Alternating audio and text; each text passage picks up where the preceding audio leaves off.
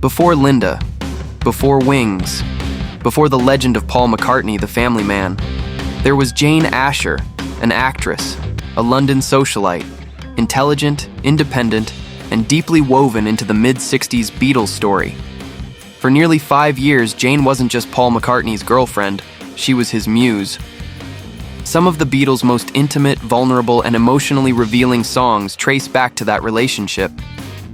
The romance began in 1963. It ended quietly in 1968. But in between, Paul wrote music that captured love, distance, longing, and heartbreak. These are 10 songs Paul McCartney wrote for the Beatles inspired by Jane Asher.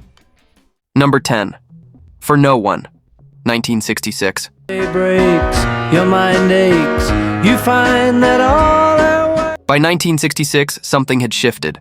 The excitement of Beatlemania was fading into exhaustion. Touring was relentless, fame was overwhelming, and Paul's relationship with Jane Asher was no longer the fairy tale it once seemed. For No One, from Revolver, doesn't explode with anger. It doesn't plead. It observes coldly. The song tells the story of a relationship already over, even if no one has officially said it out loud. She wakes up, she makes up, she takes her time and doesn't feel she has to hurry. she wakes up, she makes up, she takes her time. There's emotional distance in every line, no drama, no confrontation, just the quiet realization that love has disappeared. And in her eyes, you see nothing. That might be one of the most devastating lines Paul ever wrote. Unlike earlier Beatles love songs filled with devotion and optimism, For No One is brutally mature. It describes the moment when you realize the other person has emotionally left, and there's nothing you can do about it. And in her eyes you see nothing. Many biographers point to the growing strain between Paul and Jane during this period. She was building her acting career. He was becoming the most famous musician in the world. Their lives were pulling in different directions. The arrangement mirrors the emotional detachment. Minimal bass, tight drums, a haunting French horn solo. You want her, you need her, and yet No lush harmonies, no sweeping sentimentality, just clarity. It's not accusatory. It's resigned. For No One feels less like a breakup song, and more like the sound of someone watching love fade in real time. And perhaps that's what makes it so powerful, because it's not dramatic. It's honest. Number 9, I'm Looking Through You, 1965. where did you go? I thought I knew. A year before For No One. Paul wasn't resigned, he was frustrated. I'm Looking Through You, from Rubber Soul, feels like the moment confusion turns into clarity, and not the good kind. By late 1965, Paul McCartney and Jane Asher were still together, but their relationship had become complicated. Jane was pursuing her acting career in London and Bristol. Paul was touring the world, constantly surrounded by chaos, cameras, and screaming fans. Distance doesn't always break a relationship, but it changes it. And I'm Looking Through You captures that shift perfectly. I'm looking through you. Where did you go? That's not heartbreak. That's disillusionment. I'm looking through you. You're not the same. The song isn't about betrayal, it's about emotional transformation. The person he fell in love with feels different now. Distant, altered, almost unrecognizable. You don't look different, but you have changed. It's one of Paul's sharpest lyrical observations from that era. Instead of pleading or romanticizing, he calls out the emotional disconnect. You don't look different, but you have. Musically, the song moves with nervous energy. The acoustic guitar drives forward, almost impatiently. The rhythm feels restless, like someone pacing a room while replaying conversations in their head. And unlike earlier Beatles love songs filled with devotion, this one feels guarded. There's no dramatic string arrangement, no sweeping harmony, just blunt emotional honesty. You're not the same. Biographers often suggest that during this period, Jane was growing more independent, socially and intellectually, while Paul was evolving into one of the most powerful figures in pop culture. Their worlds were no longer aligned the way they had been in 1963. I'm looking through you sounds like the realization of that fact. It's not explosive. It's not cruel. It's disappointed. And that disappointment marks a turning point, because if I'm looking through you is the sound of love starting to crack. Number 8, Things We Said Today, 1964. You will love me if I have to go. Before the cracks, before the frustration, before the quiet emotional distance, there was uncertainty.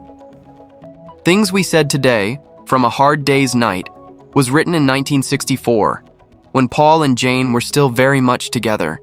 But even then, something restless was underneath the surface. The Beatles were exploding globally. Touring was non-stop. Schedules were brutal. Paul was constantly traveling, constantly leaving. And long-distance relationships, and especially in the middle of Beatlemania, were fragile things. Things We Said Today. Sounds romantic at first. You say you will love me if I have to go? But listen closely. There's tension in those lines. You'll be thinking of me somehow. Paul isn't celebrating love. He's questioning its durability. The song flips between major and minor chords, creating a subtle emotional push and pull. One moment it feels confident, the next, uncertain. Someday when I'm lonely, wishing you weren't so far away. That line feels prophetic. It's 1964, and already Paul is writing about separation, about holding on to promises made in the present while worrying about the future. Somehow I will know. Someday. Many Beatles historians believe he wrote it while on tour, thinking about Jane back in London. She came from a more traditional, artistic background.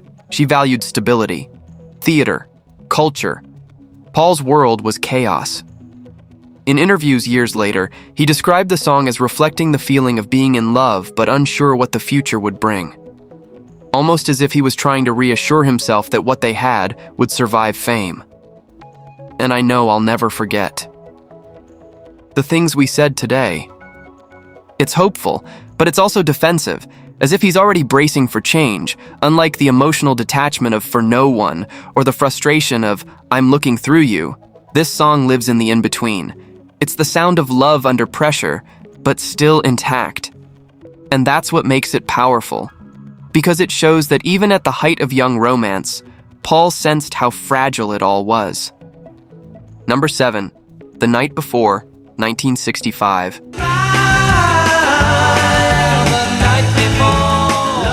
Before the emotional distance, before the doubt, there was confusion. The Night Before, from Help. In 1965, feels like a snapshot of a relationship that changed overnight. It's upbeat, catchy, bright, but the lyrics tell a different story. We said our goodbyes. The night before, there's a sting in that line. Treat me like you did the night before. The song captures the shock of waking up and realizing something isn't the same anymore. Yesterday, everything felt secure. Today, it doesn't. It's not a dramatic breakup anthem. It's bewilderment. Paul sings it with urgency, almost disbelief. Now today I find, you have changed your mind. Again, that theme of transformation appears. The person he loved feels different. The connection feels unstable. By 1965, Paul and Jane Asher had already been together for about 2 years. But their lives were accelerating in opposite directions. Jane was pursuing serious stage work and maintaining her independence. Paul was becoming a global icon. The relationship wasn't collapsing yet, but it was shifting. Now today I find you have changed. Musically, The Night Before has that classic mid-60s Beatles energy, jangly guitars, driving rhythm, tight harmonies. On the surface, it sounds confident and polished, yet the lyrics suggest insecurity. That contrast is classic McCartney, bright melody masking emotional uncertainty. There's no bitterness here, just surprise, as if he genuinely didn't see the emotional drift coming. Treat me like you did the night before. It's the sound of someone trying to understand what changed, and whether it can be fixed. Because unlike later songs where he accepts the loss, here he still believes there's something worth saving. And that optimism, that refusal to let go too easily, defines the earlier stage of their relationship. If The Night Before captures confusion. Number 6, Another Girl, 1965. Oh, I have got another girl. Sometimes when a relationship feels unstable, you don't write a sad song, you write a defiant one. Another Girl, also from Help. In 1965 sounds playful on the surface. Bright guitars, bouncy rhythm, confident vocal delivery. But underneath that energy, there's insecurity. And I say that I'm happy, just to dance with another girl. That line isn't just carefree flirtation. It's defensive. I ain't no fool and I don't take what I don't want. By this point in 1965, Paul and Jane's relationship was becoming increasingly strained by distance and lifestyle differences. Rumors swirled. Touring kept him away for long stretches. Jealousy wasn't impossible. Another Girl feels like Paul trying to reclaim control. If I need her, I'll have her. That's not vulnerability. That's pride. I've got somebody that's new. The song reads almost like a reaction, as if he's responding to tension in the relationship by asserting independence. It's less about actually wanting someone else, and more about proving he doesn't need to cling. Musically, it's tight and punchy. Paul even overdubbed his own guitar parts, a rare move at the time, giving the track a sharper, more personal feel. Unlike the melancholy tones of Things We Said Today or the emotional sting of The Night Before, this one has swagger. But as from today, well, I've got somebody. There's an edge in his voice, slightly sharper than usual. The confidence feels intentional, almost rehearsed. Because when someone sings that they can find another girl, it often means they're trying to convince themselves as much as anyone else. Another Girl captures a transitional moment, not heartbreak, not devotion, but tension. It's the sound of someone trying to stay cool while the emotional ground underneath them starts to shift. Number 5, And I Love Her, 1964. Oh, my love, that's all I do. Before the tension, before the pride, before the distance, there was certainty. And I Love Her, released in 1964 on a hard day's night, is one of Paul McCartney's earliest pure love songs, and one of his most sincere. This wasn't defensive, it wasn't confused, it wasn't fragile, it was devoted. I give her all my love. That's all I do. There's something striking about how direct those lyrics are. No clever wordplay, no emotional layers, just clarity. You'd love her too. I love. At this point, Paul and Jane Asher were in the honeymoon phase. They had met in 1963 after a Beatles performance at the Royal Albert Hall.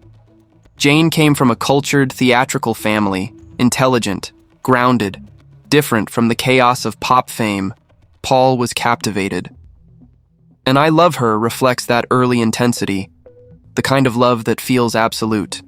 I know this love of mine. The arrangement is soft and intimate. Acoustic guitar leads the track. The percussion is restrained. There's a subtle Latin rhythm underneath that gives it warmth without overpowering the emotion. It feels personal, almost private. Unlike many early Beatles songs driven by youthful energy, this one feels mature beyond Paul's 21 years. There's a seriousness in it. A love like ours could never die. And I Love Her sounds like a young man who believes completely in what he's feeling. No irony, no hesitation, just conviction. And that's what makes it beautiful. Because as we move higher up this list, we'll hear the cracks form. We'll hear doubt creep in. But here, at number 5, we hear something rare, uncomplicated love. If this is the sound of devotion. Number 4, I'm Down, 1965.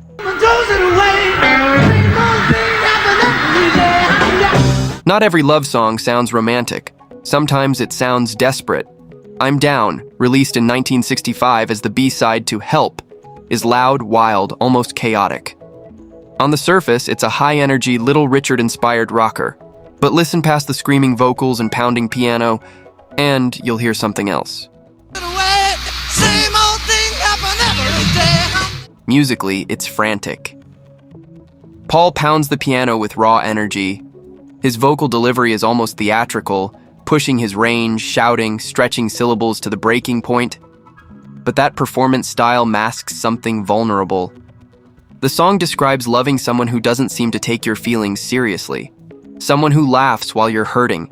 It's humiliation wrapped in rock and roll swagger. And that emotional contradiction is fascinating.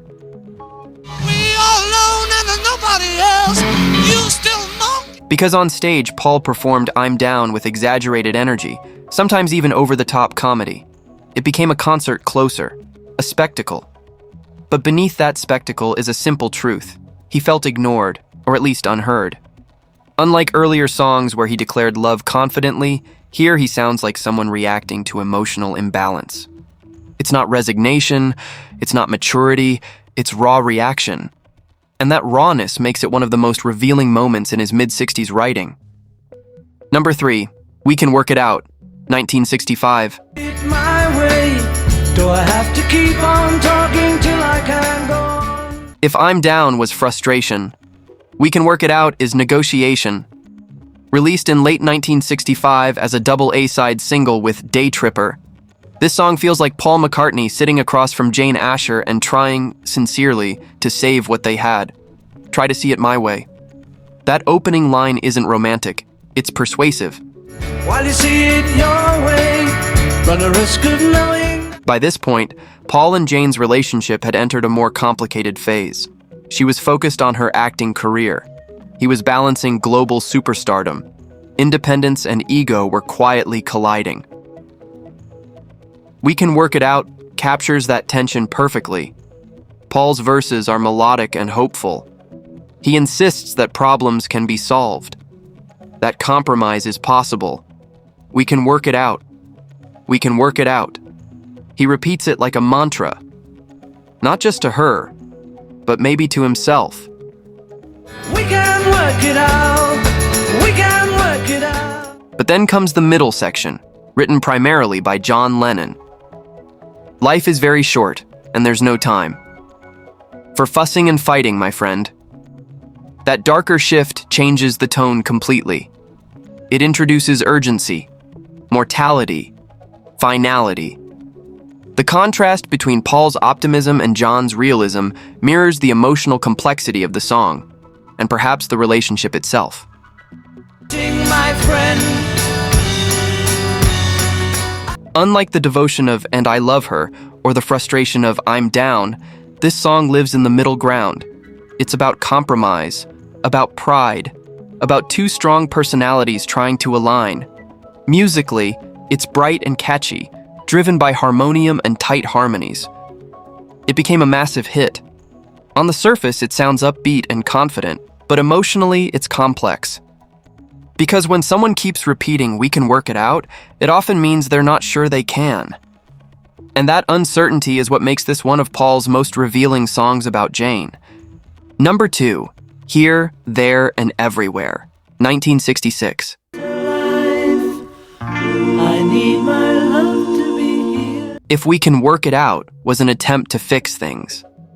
Here, There, and Everywhere sounds like someone trying to hold on to love by writing it into permanence.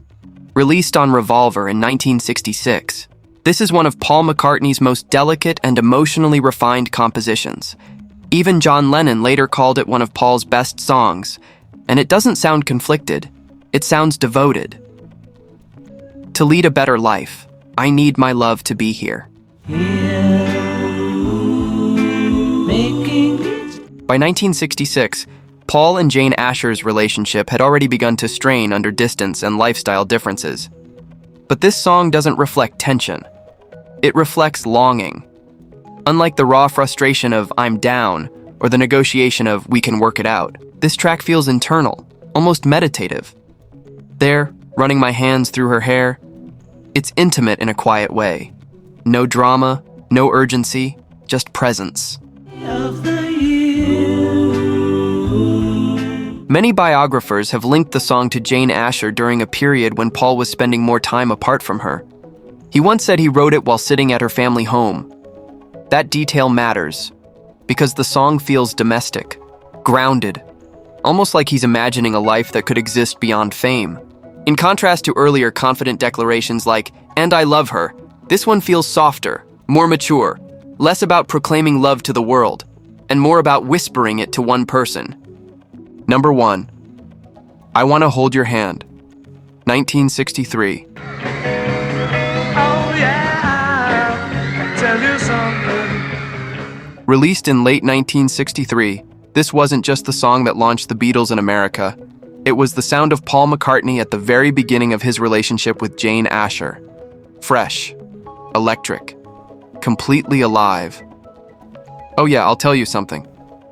I think you'll understand. There's nothing complicated about it.